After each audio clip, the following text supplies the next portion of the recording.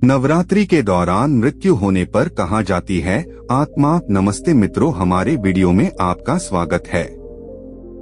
नवरात्रि के दौरान मृत्यु को हिंदू धर्म में पवित्र और मोक्ष प्राप्ति का प्रतीक माना जाता है। जाने इस पावन समय में मृत्यु से जुड़ी धार्मिक मान्यताओं और देवी माँ की कृपा से मोक्ष प्राप्ति के पीछे का आध्यात्मिक महत्व। हिंदू धर्म में नवरात्रि को एक पवित्र और विशेष महत्व प्राप्त है। यह त्योहार साल में 2 बार मनाया जाता है, एक बार वसंत में और दूसरी बार शरद ऋतु में। इस पावन अवधि में कुछ मान्यताएं मृत्यु से भी जुड़ी होती हैं।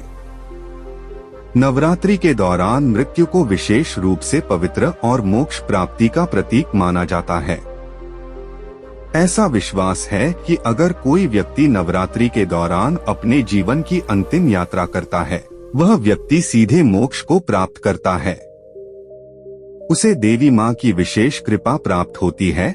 यह मान्यता भारत के विभिन्न हिस्सों में फैली हुई है और इस परंपरा को बहुत गंभीरता से लिया जाता है।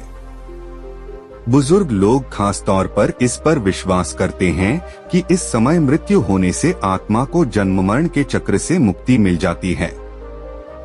नवरात्रि का महत्व। नवरात्रि केवल देवी की पूजा का समय नहीं है, बल्कि यह एक ऐसा समय भी है जब आत्मा और शरीर को शुद्ध करने का मौका मिलता है।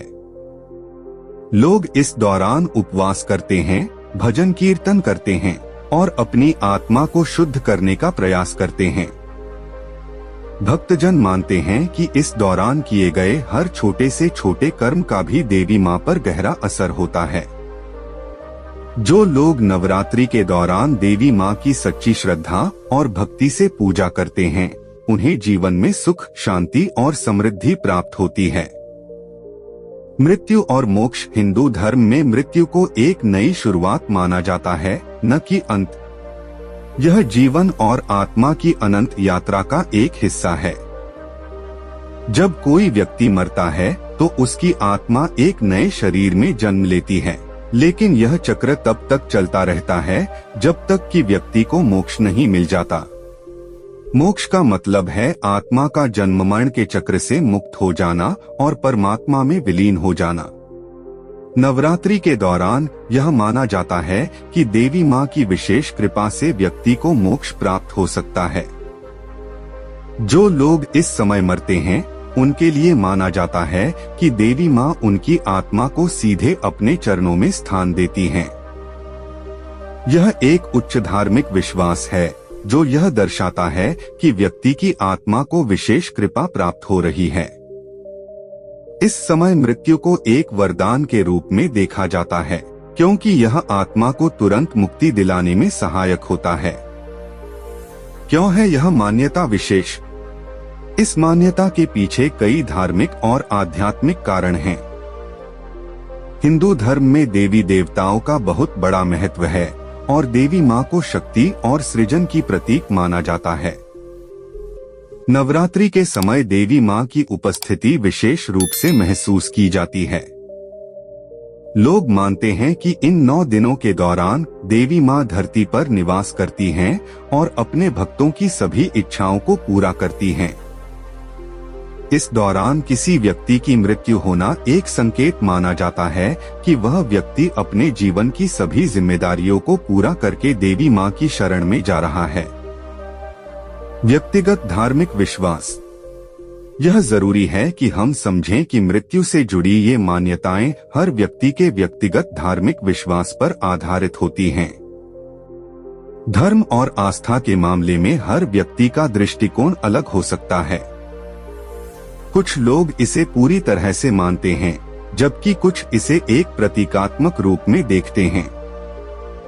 यहाँ तक कि भारत के विभिन्न हिस्सों में भी इस मान्यता के प्रति भिन्न भिन्न दृष्टिकोण हो सकते हैं।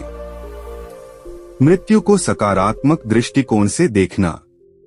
मृत्यु को लेकर अक्सर नकारात्मक भावनाएं होती हैं, लेकिन नवरात्रि के दौरान इस समय को सकारात्मकता के साथ देखा जाता है। ऐसा माना जाता है कि इस पवित्र समय में मृत्यु होने से व्यक्ति को अपने पिछले जन्मों के पापों से मुक्ति मिल जाती है और वह बिना किसी बाधा के मोक्ष प्राप्त कर लेता है। यह एक प्रकार की धार्मिक सांत्वना है जो लोगों को अपने प्रियजनों की मृत्यु के समय शांति और सांत्वना प्रदान करती है।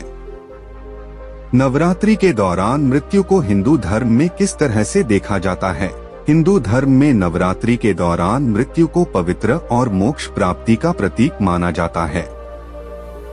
यह विश्वास है कि इस समय मृत्यु होने पर व्यक्ति देवी मां की विशेष कृपा से जन्म मरण के चक्र से मुक्त हो जाता है और मोक्ष प्राप्त करता है।